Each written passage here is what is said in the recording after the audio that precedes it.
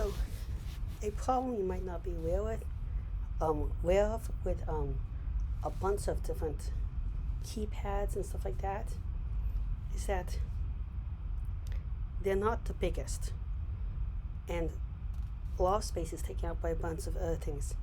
This is a problem when you have problems hitting the right buttons like me, and I have that problem because motor coordination issues. A lot of people would have it also because of physical disabilities or neurodivergence. It's a real problem. Same thing is with mouses, it's hard to control the mouse.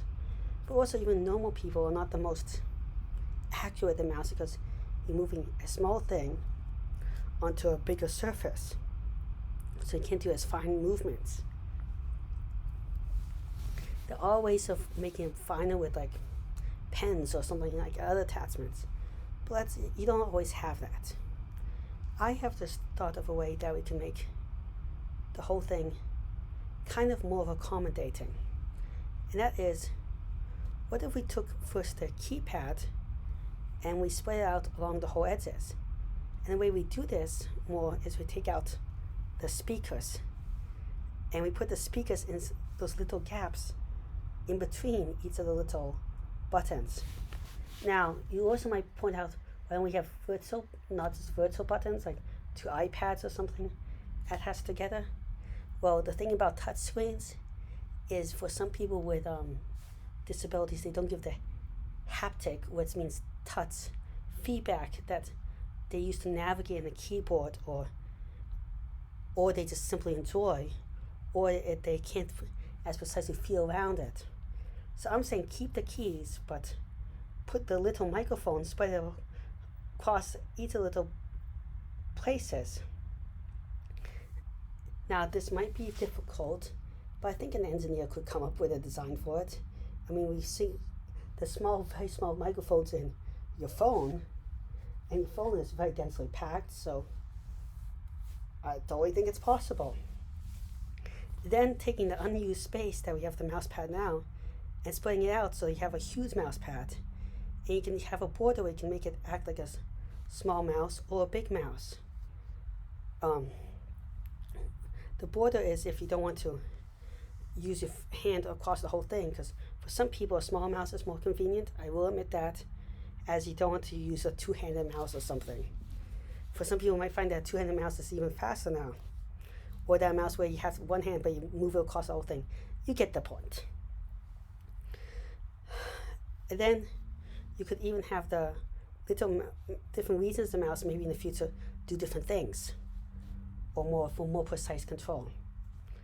Another thing that would be interesting thing to make this keyboard better is they have it in some keyboards with braille and stuff for blind people, but in every keyboard standardizing little different textures on different buttons, so you can also feel the difference.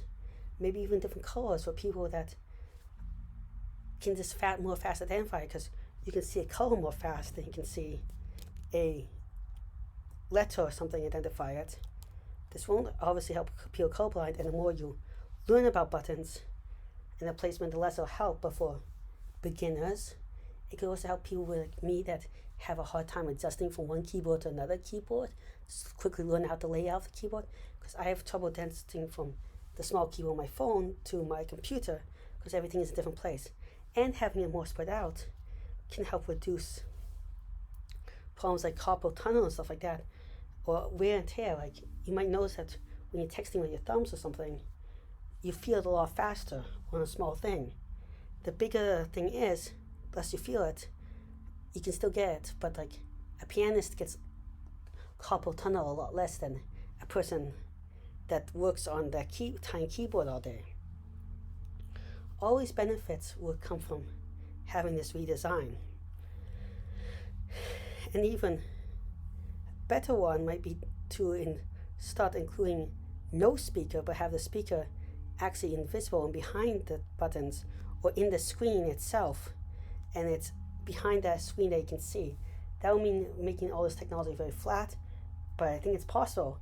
That would also give you better sound quality because the sound is distributed got the entire screen, and it could even give you not only is it the entire screen, if the screen is facing you, so now I'm saying the actual screen, it'll be more directed at you and less away, so you can potentially make it quieter or more directional. And having more little microphones everywhere could mean that you could do stuff like one side is more loud than the other side, which is give you the sense that the sound is coming from a different location. You could do other sound patterns, like 3D sounds and stuff like that. Always cool things. In the future, you might even have 3D sound, where the wave, with having a bunch of little microphone, where the wave is either more directed at you, so less people on the outside can hear it, it's just you hearing it, just a more focused sound, or it gets spread out more quickly, so more people around you can hear it, or you can make it 3D sound like you hear it's coming from a certain direction. But that's only possible if you have many small microphones. Well, thank you very much for listening. I hope you found this interesting. Please like and subscribe. It really, really helps the channel out. I'm trying to reach 1,000 subscribers within a year, which is a very, very hard goal. But with your help, I think I can do it. Thank you very much. Goodbye.